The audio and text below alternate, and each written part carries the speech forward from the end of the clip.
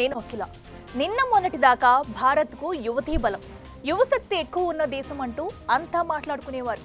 కానీ ఇప్పుడు అది తగ్గుతుంది. ఇకపైన తగ్గుముఖమే పడుతుందని పరిస్థితులు చెబుతున్నాయి. అందుకే గతంలో జనాభా నియంత్రణ అన్నవారే ఇప్పుడు కనండి బాబు కనండి అంటున్నారు. కథ మార్చాల్సిన టైం వచ్చిందంటున్నారు. లేకపోతే పెను నష్టం తప్పదు అంటున్నారు. జనాభా పెరగకపోతే నిజంగానే అంత పెద్ద నష్టం ఉందా?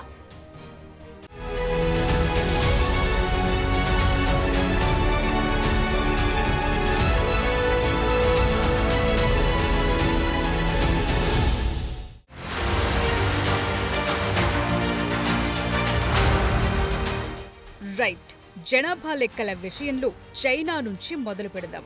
ఒకప్పుడు చైనా ప్రపంచంలోనే ఎక్కువ జనాభా ఉన్న దేశంగా ఉండేది. కానీ భారత్ దాన్ని అధిగమించింది. సీన్ కట్ చేస్తే ఇప్పుడు వరుసగా 3వ ఏడాది చైనాలో జనాభా తగ్గిపోయినట్లు లెక్కలు రిలీజ్ చేసింది. దీంతో అక్కడ భయాలు పెరుగుతున్నాయి. ఎందుకంటే ఓవైపు వృద్ధుల జనసంఖ్య పెరుగుతుంది, అదే సమయంలో పనిచేసే యువత సంఖ్యలో తగ్గుదల స్పష్టంగా కనిపిస్తోంది. చైనా ఒక్కటే కాదు, తూర్పు ఆసియాలో జపాన్, సౌత్ కొరియా, హాంకాంగ్ లోనూ జనాభా పడిపోయింది. ఎందుకు కారణం? పెరుగుతున్న ఖర్చులు, విద్య, ఉద్యోగం అనేసరికి పెళ్లిళ్లు, ఆ తరువాత సంతానాలు వాయిదా పడుతున్నాయి. చైనాకు బలం ఆ దేశ జనాభాని. ప్రపంచంలో ప్రస్తుతం 2వ అతిపెద్ద ఆర్థిక వ్యవస్థగా ఉంది. ఇది ఫస్ట్ ప్లేస్ కు రాకముందే వృద్ధుల సంఖ్య పెరిగి రివర్స్ అవుతుందన్న భయాలు వారిని వెంటాడుతున్నాయి. 2100 నాటికి చైనా జనాభా 73 కోట్లుంటుందన్న అంచనాలు ఆ దేశ ఆర్థిక వ్యవస్థకు పెను సవాలే.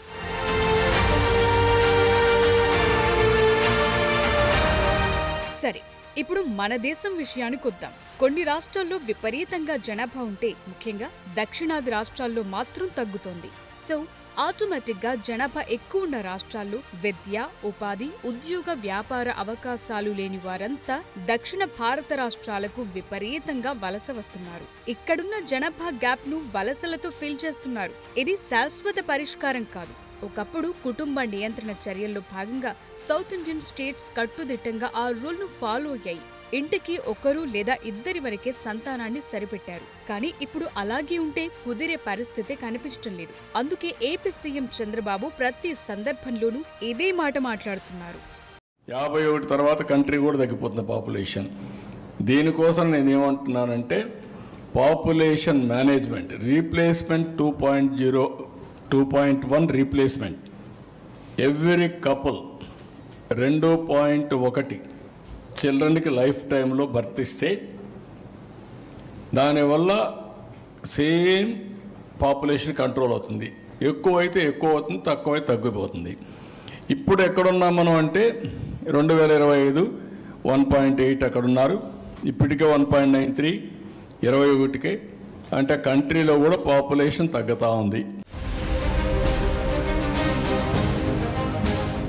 జనాభాని అసలైన ఆస్తి అన్నది ప్రస్తుతం డౌన్ ట్రెండ్ లో ఉన్న చైనా ఆందోళన చూస్తే అర్థమవుతోంది. ఇప్పుడు దక్షిణాది రాష్ట్రాల ముఖ్యమంత్రుల ఆందోళన చూస్తే అర్థం చేసుకోవచ్చు. ఎందుకంటే జనాభా లేకపోతే ఏ పని చేయలేని పరిస్థితి, సంపద సృష్టి, మ్యాన్ పవర్ జనరేషన్ ఇవన్నీ తగ్గి మ్యాటర్ లేకుండా పోతుంది. సౌత్ ఇండియా మొత్తం డేంజర్ ట్రెండ్లో ఉంది. Danger signals మోగుతున్నాయి.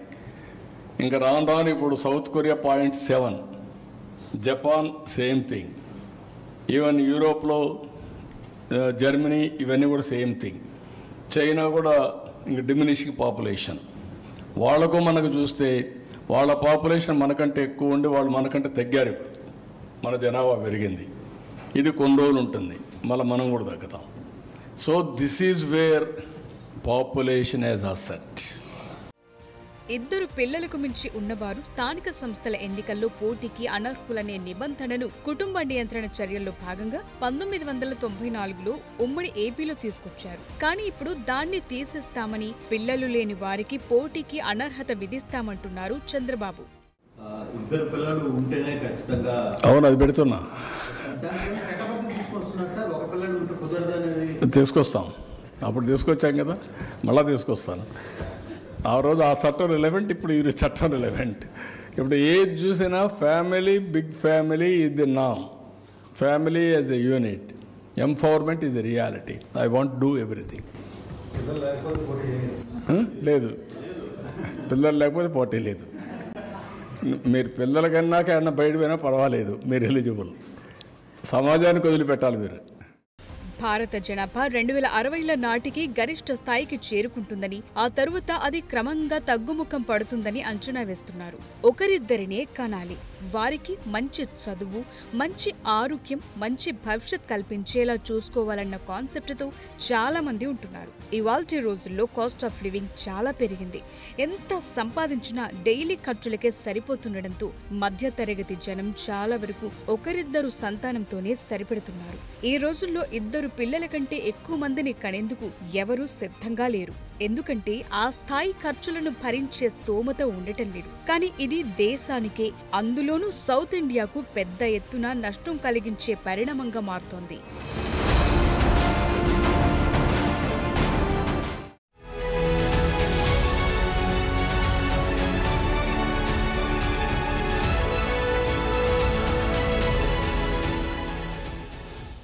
జనాభా పెరుగుదల విషయంలో ఇప్పుడు కొత్త విషయాలు బయటకొస్తున్నాయి.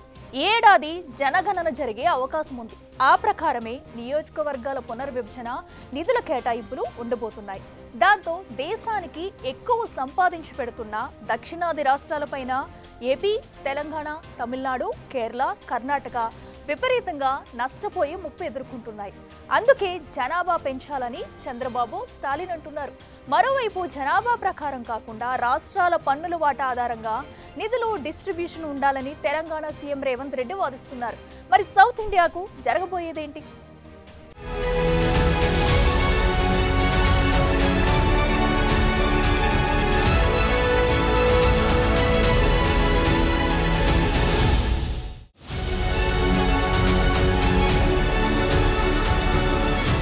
జనాభా తగ్గటం వల్ల దక్షిణ భారత రాష్ట్రాలకు సమీప భవిష్యత్తులో చాలా రకాలుగా నష్టాలు, సవాళ్లు ఎదురవ్వబోతున్నాయి. ఇక్కడి వ్యాపార గ్యాప్, ఉద్యోగాల గ్యాప్ ను ఉత్తరాది రాష్ట్రాలు ఫిలప్ చేసే ఛాన్సెస్ ఎక్కువగా కనిపిస్తున్నాయి. ఇప్పటికే అది చాలా స్పష్టంగా కనిపిస్తోంది. ప్లంబింగ్ దగ్గర నుంచి హౌస్ కన్స్ట్రక్షన్, ఐటీ దాకా నార్త్ జనమే సౌత్ లో పెరుగుతున్నారు. ఇక సౌత్ స్టేట్స్ లో వ్యాపారాలు చేసేందుకు రాజస్థాన్, యూపీ సహా ఇతర రాష్ట్రాల నుంచి పెద్ద ఎత్తున వలస వస్తున్నారు. మంచి పొజిషన్ కు వెళ్తున్నారు. కారణం ఇక్కడ భారీ గ్యాప్ ఉండటమే. వాళ్ల రాష్ట్రాల్లో పోటీ ఎక్కువగా ఉండటం, జనాభా ఎక్కువగా ఉండడంతో సౌత్ కు తరలి వస్తూనే ఉన్నారు.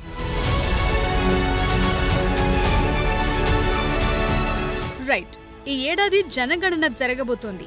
ఇది 2026 దాకా కొనసాగుతుంది. ఆ లెక్కల ప్రకారమే నియోజకవర్గాల పునర్విభజన ఉండబోతోంది. అంటే జనం ఎక్కడెక్కువ ఉంటే అన్నేసి నియోజకవర్గాలు పెరుగుతాయన్నమాట. అదే జరిగితే జనం తక్కువగా ఉన్న సౌత్ లో నియోజకవర్గాల్లో పెద్దగా మార్పు ఉండదు. అదే టైంలో నార్త్ లో, ముఖ్యంగా యూపీ, బీహార్, రాజస్థాన్, మధ్యప్రదేశ్ వంటి చోట్ల విపరీతమైన జనాభాతో ఎక్కువ సీట్లు పెరిగే అవకాశం ఉంటుంది.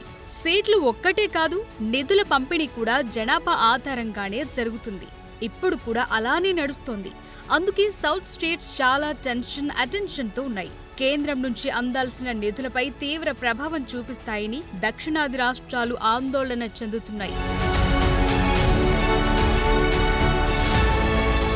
జనాభా ప్రాతిపదికన నియోజకవర్గాల పునర్విభజన చేస్తే దక్షిణాదికి తీరని అన్యాయం జరుగుతుందని, దక్షిణాది, ఉత్తరాది అనే చర్చ వచ్చే ఆస్కారం ఉంది. కాబట్టి కేంద్ర ప్రభుత్వమే దీనికి స్పష్టమైన విధాన రూపకల్పన చేయాలని సీఎం రేవంత్ రెడ్డి ఎప్పటి నుంచో చెప్తున్నారు. దేశ జనాభాలో సౌత్ స్టేట్స్ 18% ఉన్న జీడీపీలో వాటా 35% ఉంది. అంతెందుకు, తలసరి ఆదాయం విషయంలో జాతీయ సగటు కంటే దక్షిణాది రాష్ట్రాలే టాప్. కానీ ఏం లాభం? కేంద్ర నిధుల పంపిణీ మాత్రం జనాభా ఎక్కువ ఉన్న రాష్ట్రాలకే ఎక్కువ అన్న ఫార్ములా టోటల్ గా ఎఫెక్ట్ చూపుతోంది. इस देश में केंद्र सरकार बनाने के लिए साउथ का वोट मांगने का भी जरूरी नहीं है. If they wanted to increase up to 800 plus seats, South is going to now 123 is there. It is going to minus. So then our role is very meager or otherwise negligible. हम economy इतना contribute कर रहा है, जो government of India जो instruction दिया हुआ है, हर instruction we are obliging. In other hand government of India is ready to punish because of Narendra Modi ji. तो ये मामला कहाँ तक लेकर जाएंगे? हम क्यों खामोश बैठेंगे? हम लोग तो आवाज़ उठाना ही पड़ता है ना, जब हमारा हक किसी ने छीन ले रहा है. तो हमारा हक छीनने के लिए कोशिश किए तो naturally south north argument automatically it will come up. 1970లో కేంద్ర ప్రభుత్వం జనాభా నియంత్రణ కార్యక్రమాలు చేపట్టింది. వీటిని సౌత్ స్టేట్స్ పక్కాగా అమలు చేసి అభివృద్ధికి బాటలు వేశాయి. కానీ ఉత్తరాది రాష్ట్రాలు జనాభాను కంట్రోల్ చేయలేకపోయాయి. అదుపు చూసుకోకుండా పెంచుకుంటూ వెళ్లాయి. ఇదే ఇప్పుడు సమస్యగా మారుతోంది. జనాభాను నియంత్రించుకుని ఇప్పుడు ఏపీ, తెలంగాణ, తమిళనాడు, కేరళ, కర్ణాటక నష్టపోవాల్సిన పరిస్థితి వచ్చింది. జనసంఖ్య అదుపు చేసుకోలేకపోయిన ఉత్తరాది రాష్ట్రాలు లాభపడే సీన్ ఏర్పడింది. అందుకే జనాభా ప్రాతిపదికన నిధుల బట్వాడా కాకుండా ఆర్థికంగా మంచి పర్ఫార్మెన్స్ చూపే ఆధారంగా ఇవ్వాలంటున్నారు. అది జరగాలంటే రాజ్యాంగంలోని ఆర్టికల్ 81కు సవరణ చేయటం ద్వారా దక్షిణ భారత రాష్ట్రాలు నష్టపోకుండా కొత్త ఫార్ములా తీసుకురావాలి. కానీ ఇది చేసేదెవరు? దక్షిణాది రాష్ట్రాల ముఖ్యమంత్రుల వాదన వినేదెవరన్న చర్చ జరుగుతోంది.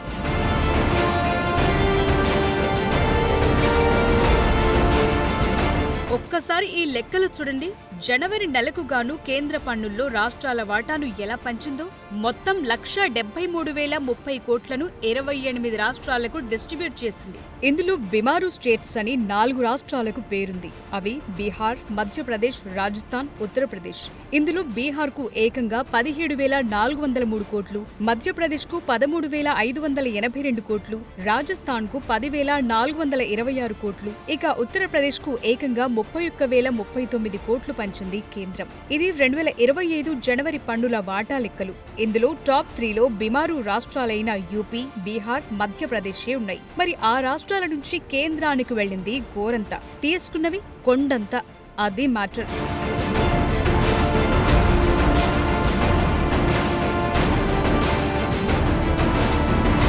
చూసారుగా, జనవరి పన్నుల వాటా కింద 1,73,030 కోట్లు రిలీజ్ చేస్తే అందులో జనాభా ఎక్కువుండి వెనుకబడ్డ రాష్ట్రాలైన యూపీ, బీహార్, మధ్యప్రదేశ్, రాజస్థాన్ ఈ 4 రాష్ట్రాలే ఏకంగా 72,450 కోట్లను దక్కించుకున్నాయి. అంటే 100 రూపాయలు చెల్లిస్తే 200 రూపాయలపైనే యూపీ, బీహార్, మధ్యప్రదేశ్, రాజస్థాన్ రాష్ట్రాలు పొందుతున్నాయి.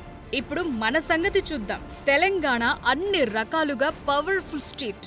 కానీ జనవరి నెలకు కేంద్ర పన్నుల వాటాలో దక్కిందంతా జస్ట్ 3,637 కోట్లే. ఆ లెక్కన తెలంగాణ రూపాయిస్తే తిరిగొస్తున్నది 43 పైసలే. ఓవరాల్ గా చూస్తే కేంద్రానికి పన్నుల రూపంలో తెలంగాణ ఇచ్చేది 3 లక్షల కోట్లయితే తెలంగాణ తిరిగి పొందుతున్నది 1.68 లక్షల కోట్లే. ఎంత వ్యత్యాసముందో చూడొచ్చు. దక్షిణాది రాష్ట్రాలు కేంద్రానికిచ్చేది 22.26 లక్షల కోట్లయితే 5 సౌత్ స్టేట్స్ కు తిరిగొస్తున్నది 6.42 లక్షల కోట్లే. ప్రత్యక్ష పన్నుల వసూళ్లలో దక్షిణాది రాష్ట్రాల వాటా 23.5% అయితే ప్రత్యక్ష పన్నుల వసూళ్లలో ఉత్తరాది రాష్ట్రాల వాటా కేవలం 9.7%. అయినా సరే నిధుల ప్రవాహం వారికే ఎక్కువ. 5 దక్షిణాది రాష్ట్రాలు చెల్లిస్తున్న పన్నులెంత, తిరిగి 5 దక్షిణాది రాష్ట్రాలకు కేంద్ర ప్రభుత్వం ఇస్తున్నదెంత, ఒక్క ఉత్తరప్రదేశ్కి ఇస్తున్నదెంత అనేది కూడా ఇవాళ చర్చించాల్సిన అవసరం ఉన్నది అధ్యక్ష. దక్షిణాది రాష్ట్రాలు 5 తెలంగాణ, ఆంధ్రప్రదేశ్, కర్ణాటక, కేరళ, తమిళనాడు ఈ 5 రాష్ట్రాల నుండి జీఎస్టీ పన్ను వసూళ్లు 22,26,000 కోట్ల రూపాయలు అధ్యక్ష. కానీ తిరిగి ఈ 5 రాష్ట్రాల కేంద్ర ప్రభుత్వం ఎంత ఇచ్చిందంటే 6,42,000 కోట్ల రూపాయలు మాత్రమే. సో నార్త్ రాష్ట్రాల్లో జనాభా ఎక్కువ, సంపద సృష్టి తక్కువ. కేంద్రం నుంచి ఎన్ని నిధులిచ్చినా ఇప్పటికీ అభివృద్ధి చెందలేకపోతున్నాయి. కేవలం జనాభా ఎక్కువ ఉందన్న కారణంతోనే ఈ రాష్ట్రాలకు అధిక నిధులు అందుతున్నాయి. ఈ రాష్ట్రాల నుంచి వచ్చే పన్నుల వాటా తక్కువే, దేశ జీడీపీలో వాటా తక్కువే, అన్ని తక్కువే, జనాభానే ఎక్కువ. సింపుల్, నిధులు పట్టేస్తున్నాయి. అయితే ఇక్కడ పాయింట్ ఉంది. ఇది మన దేశం, మనందరి దేశం. ఇందులో సంపన్న రాష్ట్రాలున్నాయి, పేద రాష్ట్రాలు ఉన్నాయి. సో పేద రాష్ట్రాలను ఆదుకోవటం కూడా మన బాధ్యతే. కానీ ఆ అవకాశాన్ని ఉత్తరాది రాష్ట్రాలు ఏళ్లకేళ్లు సద్వినియోగం చేసుకోలేకపోతున్నాయి. అందుకు కారణాలు చాలా ఉన్నాయి. జస్ట్ ఈ ఎగ్జాంపుల్ చూడండి. బీహార్కు నిధులిస్తే హైవేపై కట్టాల్సిన కల్వర్ట్ ఓ పొలం మధ్యలో కట్టారు. దీన్ని చూసేందుకు జనాలు అప్పట్లో తండోపతండాలుగా వెళ్లారు. అంతేనా, బీహార్లో ఇటీవలే బ్రిడ్జులు కడితే అవి క్వాలిటీ లేక పేక మేడల్లా కూలిపోయాయి. ఇలా జరిగితే బీహార్ డెవలప్ అయ్యేదెప్పుడు?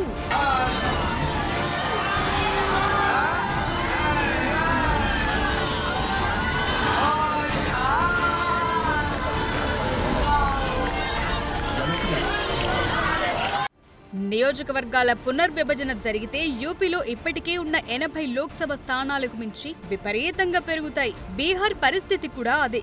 సో చెప్పాలంటే ఈ బిమారు రాష్ట్రాల్లో గెలిస్తే చాలు, కేంద్రంలో అధికారం మనదే అనుకునే పరిస్థితి రాజకీయ పార్టీలకొస్తుంది. అదే జరిగితే ఆ రాష్ట్రాలకే నిధుల ప్రవాహం కొనసాగుతుంది. అందుకే దక్షిణాది రాష్ట్రాల సీఎంలు కలవరపడుతున్నారు. ఉత్తరాది రాష్ట్రాలకు దశాబ్దాల తరబడి ఆర్థిక సహాయాలందుతున్నాయి. అయినా వెనుకబాటుతనం నుంచి ఆ రాష్ట్రాలు బయటపడలేకపోతున్నాయి. పైగా ఇప్పుడు జనాభా ప్రాతిపదికన నియోజకవర్గాల పునర్విభజన చేసి నిధులు బట్వాడా చేస్తే ఇంకెంత లాభపడేవి అవే. అదే సమయంలో ఇంకా నష్టపోయేవి దక్షిణాది రాష్ట్రాలే. మరి రూల్స్ మారుస్తారా, అలాగే కానిస్తారా అన్నది కీలకం కాబోతోంది. ఇప్పటికిప్పుడు సౌత్ స్టేట్స్ జనాభా పెంచినా అది వర్కౌట్ అవుతుందా లేదా అన్నది గ్యారెంటీ లేదు. రాష్ట్రాలకు నిధులొస్తాయని చెప్పి పిల్లల్ని కనే పరిస్థితి సౌత్ ఇండియాలో లేదు.